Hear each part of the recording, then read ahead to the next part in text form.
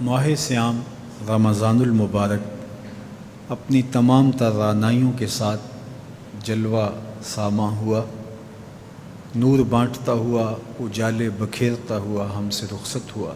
اللہ جل شانہ نے اس ماہ منور میں ہمیں جن توفیقات سے مالا مال کیا، نیکی، تقوی اور دیگر امور خیر کی سعادت ہمارا مقسوم ہوئی، تو ہم اللہ کی بارگاہ میں یہ دعا کریں کہ ماہ سیام گزرنے کے بعد بھی وہ اعمال خیر ہماری زندگی کا حصہ رہیں۔ کہیں ایسا نہ ہو کہ جو محنت سے، فاقہ کشی سے، راتوں کے قیام سے، غد بصر سے اور دیگر اعمال خیر سے ہم نے برکات پائیں، وہ ماہ سیام کے گزرنے کے بعد ہم گواہ بیٹھیں۔ قرآن مجید نے اس عورت کی مثال بیان کی ہے جس کا توازن عقلی ٹھیک نہیں تھا اور سارا دن چرخہ کاٹتی رہتی اور شام کو اپنے ہاتھ سے کاتا ہوا سوت ریزہ ریزہ کر دیتی۔ فرمایا تم اس عورت کی طرح نہ ہو جانا۔ اپنی محنت کو ضائع ہونے سے بچانے کی آرزو اور تمنا یہ ہمارے سینے میں موجود ہونی چاہیے۔ تو ہر وقت یہ دھڑکا، یہ ڈر، یہ فکر لگی رہے کہ میں جو خیر کی راہ پہ ہوں وہ مجھے میسر رہے، وہ مجھے نصیب رہے۔ جس کے 2 دن برابر ہو گئے وہ ہلاک ہو گیا۔ ہر آنے والا دن گزرے ہوئے دن سے بہتر ہونا چاہیے۔ اگر برابر ہیں تو ہلاکت ہے، اور اگر کسی کا گزرا ہوا دن بہتر ہے اور بعد والا دن اس سے بدتر ہو گیا، وہ تو پھر کچھ نہ حاصل کر پایا۔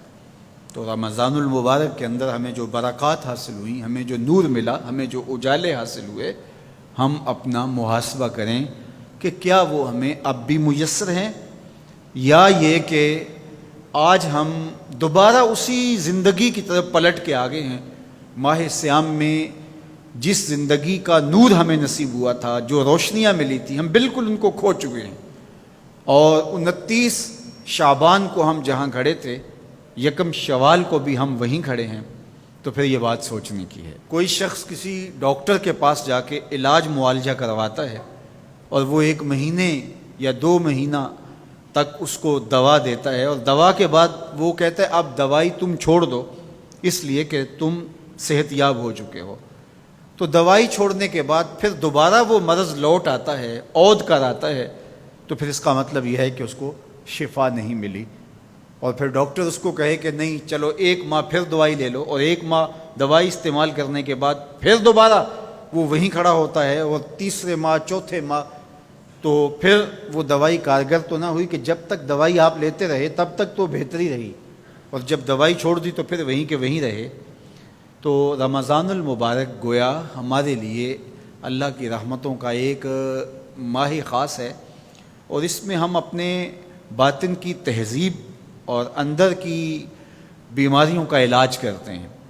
اور جب ہم یہ 1 مہینے کا کورس کر چکے ہوں تو ہم اپنے آپ کو دیکھیں کہ ہم کہاں کھڑے ہیں۔ ہمیں کوئی فائدہ ہوا ہے فاقے کاٹنے سے، بھوک کاٹنے سے، راتوں کو قیام کرنے سے، اعتکاف میں وقت گزارنے سے؟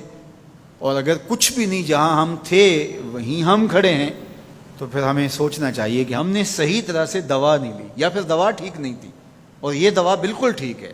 ہمارے رب نے کہا لعلکم تتقون، اس کا لازمی نتیجہ یہ ہے کہ تمہیں اتقاء کا اجالا نصیب ہوگا، تمہیں نور ملے گا۔ تو پھر ہم سے کوئی کوتاہی ہوگی، ہم سے کوئی غلطی ہوگی، اس لیے ہم اللہ کی بارگاہ میں عرض گزار ہوں کہ مالک جو تم نے ہمیں نور عطا کیا ہے، جو روشنی دی ہے، وہ اجالے کہیں بجھنے نہ پائیں۔ اور وہ کیا ہے؟ وہ نور ہدایت کا نور تھا۔ تو اہل ایمان یہ دعا کرتے ہیں، ربنا لا تزغ قلوبنا بعد اذ ہدیتنا، اے اللہ ہمارے دلوں کو سیدھا کر دینے کے بعد دوبارہ ٹیڑھا نہ کرنا۔ وَهَبْ لَنَا مِن لَّدُنْكَ رَحْمَةً، اور اپنی جناب سے ہمیں مزید رحمتیں عطا کرنا۔